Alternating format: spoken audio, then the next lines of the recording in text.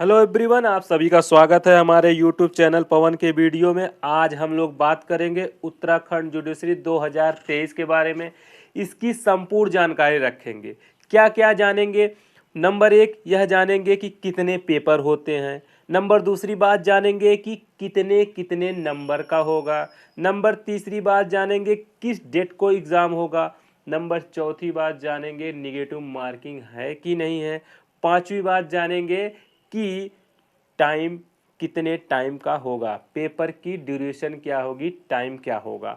छठी बात यह जानेंगे कि जीके में क्या पूछा जाएगा, लॉ में क्या पूछा जाएगा। और अगली बात यह जानेंगे कि तैयारी कैसे कर सकते हैं बिना किसी कोचिंग के, सेल्फ स्टडी कैसे किया जा सकता है। ठीक है, जिससे प्री आराम से निकल जाए बिना कोचिंग के। ठीक है, आते हैं पहली बात पे।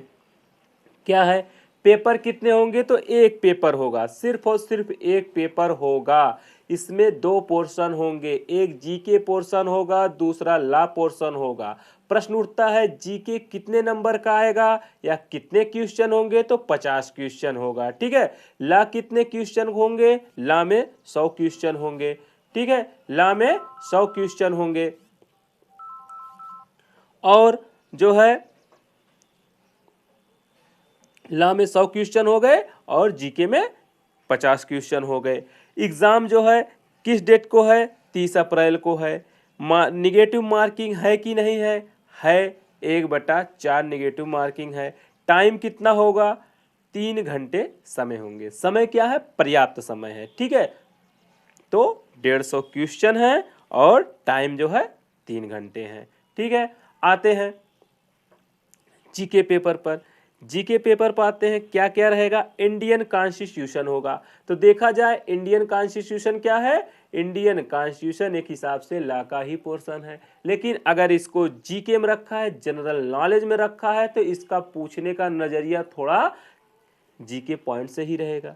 ठीक है, ओवरऑल लेकिन जो भी जुडिशरी किया हुआ है, जो भी कॉन्स्टिट्यूशन की तैयारी लॉ के पॉइंट ऑफ व्यू से किया हुआ है, उसको ज़्यादा दिक्कत नहीं होती, वह उसको आराम से इसको कवर कर लेता है। ठीक है, दूसरा नंबर पे क्या है? इंटरनेशनल लॉ है। इंटरनेशनल लॉ से जो प्रश्न आएंगे, मैक्सिमम प्रश्न चार्टर से आते हैं। ठीक है, नंबर तीसरा जो है भारत और विश्व जगत से प्रश्न आएंगे। अब ये भारत और विश्व जगत क्या है समझ लीजिए। नेशनल और इंटरनेशनल करंट आएंगे, वो करंट जो नेशनल इंटरनेशनल हो और लॉ से रिलेटेड हो। ठीक है, नेशनल इंटरनेशनल करंट जो लॉ से रिलेटेड है।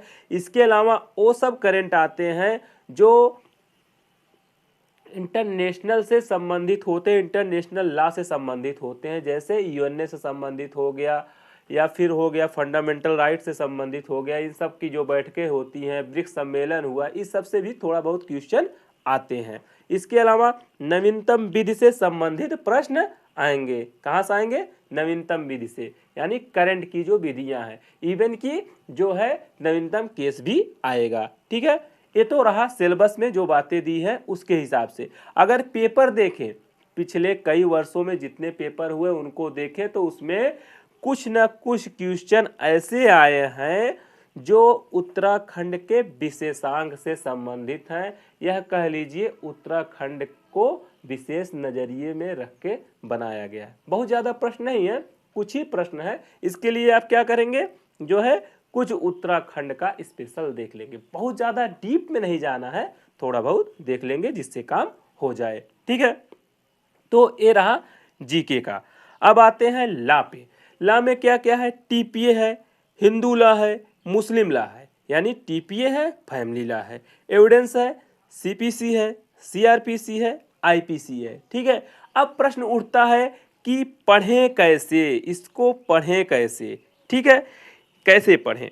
तो पहले जीके में आते हैं। जीके में कॉन्स्टिट्यूशन आपको जो है घटना चक्र है, घटना चक्र से पढ़ लीजिए, पर्याप्त काम हो जाएगा। ठीक है, घटना चक्र में जो है जो चीज़ें दी हुई हैं उसको पढ़ लीजिए। उसके अलावा कॉन्स्टिट्यूशन में जो उसका क्या है, कंटेंट्स है, जो विषय सूची है, वहाँ से जो जो इम्पॉर्टेंट है, जो जो क्या है इम्पॉर्टेंट है, उसको आप क्या कर लीजिए, विशेष सूची में उसको टिक कर लीजिए, उसको बार बार पढ़िए। ठीक है, अब कैसे समझेंगे इंपॉर्टेंट क्या है, तो प्रीवियस ईयर का पेपर देखेंगे, उससे आपको समझ में आएगा। इसके अलावा करंट में इंपॉर्टेंट क्या है, जो न्यू अमेंडमेंट हुए, जैसे 99वां संविधान संशोधन एनजेसी हो गया, 100वां हो गया, 101वां हो गया, 102वां हो गया, 103 वाला हो गया, 104 वाला हो गया, ये सब संविधान संशोधन जो है ये सब इंपॉर्टेंट है। कुछ न्यू केस है उसको देख लीजिए। ठीक है, तो ये सब देख लीजिए, ऐसे पढ़िए।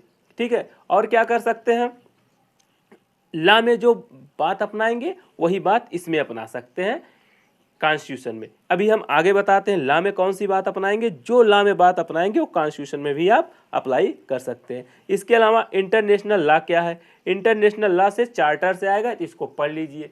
ठीक है, जो घटना चक्र में है उसको देख लीजिए। उसके अलावा आप इंटरनेशनल चार्टर के जो है उसको देख लीजिए, मोटी मोटा देख लीजिए, जितने से काम हो जाए। ठीक है, भारत और विश्व जगत से जो प्रश्न है इसको कहाँ से पढ़ेंगे, नेशनल और इंटरनेशनल जो है, नेशनल इंटरनेशनल करंट जो लॉ से संबंधित है, इसके लिए आप क्या करेंगे, कोई भी पत्रिका ले लीजिए, कोई भी पत्रिका जो मंथली आती है, अर्धवार्षिकी भी आती है, वार्षिकी भी आती है, तो उसको क्या करिए, आप जब एग्जाम होगा उसके पहले 6 महीने का प्रयास करिए, कवर कर लीजिए।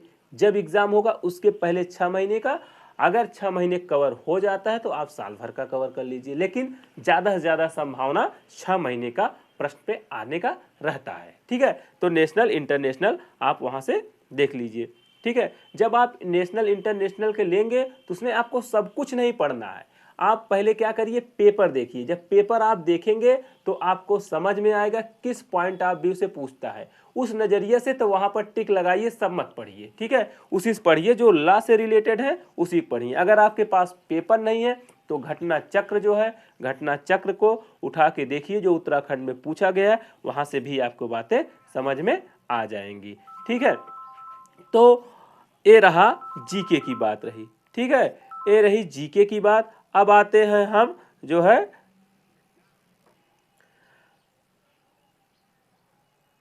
अब आते हैं लॉ पे। लॉ पे क्या करेंगे, टीपीए है, हिंदू लॉ है, फैमिली लॉ है, एविडेंस है, सीपीसी है, सीआरपीसी है, आईपीसी है। इसके लिए क्या करना है, आप जो है पूरा घटना चक्र न पढ़िए, पूरा नहीं पढ़ना है। क्या पढ़ना है, सिर्फ घटना चक्र उठाइए, सिर्फ और सिर्फ वही पढ़िए जो अभी तक उत्तराखंड में आया है, सिर्फ उसी को क्वेश्चन को पढ़िए और दूसरा मत पढ़िए।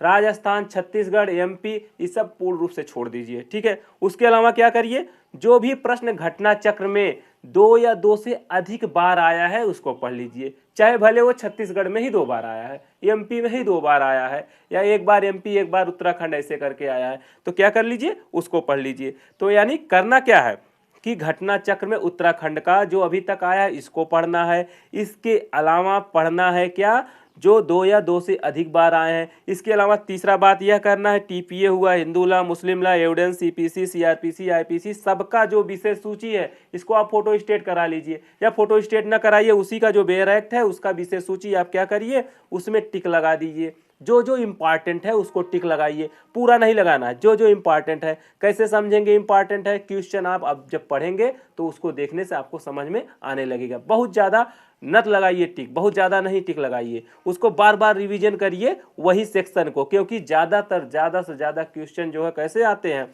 कुछ क्वेश्चन ऐसे आते हैं जो सीधे सीधे क्या रहते हैं, सेक्शन से ही रहते हैं। एमपी में बहुत गहराई से पूछता है, उत्तराखंड में बहुत ऊपरी सतह से पूछता है। तो क्या करेंगे आप जो है इसमें क्या करेंगे, आप जो है लिस्ट लेंगे, उस लिस्ट को, कौन सा लिस्ट, वही बेयर एक्ट की विशेष सूची, उसी में इम्पॉर्टेंट लगा लेंगे, उसी इम्पॉर्टेंट को आप बार बार रिवाइज और रिकॉल करेंगे, आपका काम हो जाएगा।